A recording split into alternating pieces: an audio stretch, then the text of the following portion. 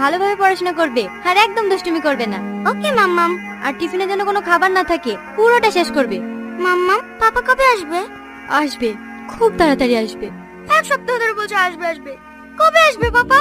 আমি তো চেষ্টা করছি সোনা, পাপাকে ঠিক খুঁজে আনবো। প্রমিস? প্রমিস। যাও ক্লাসে যাও। লাভ ইউ মামাম।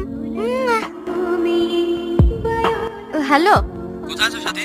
রাস্তায় আছি স্যার, আসছি। আসুন ম্যাডাম, এই দেখুন। লাশটা যে প্রথম দেখেছে সে কোথায়? লাশের অবস্থা দেখেও এখন হসপিটালে ভর্তি আছে।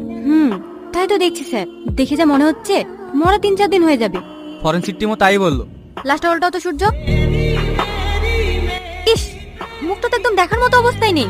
এবার লাশ টাকার কিভাবে বুঝবো ম্যাডাম? দেখো কাছ থেকে কোনো এভিডেন্স পাওয়া যায় কিনা। মনে হচ্ছে পকেটে একটা ওয়ালেট আছে, বের করে নিয়ে আসো তো। Okay sir.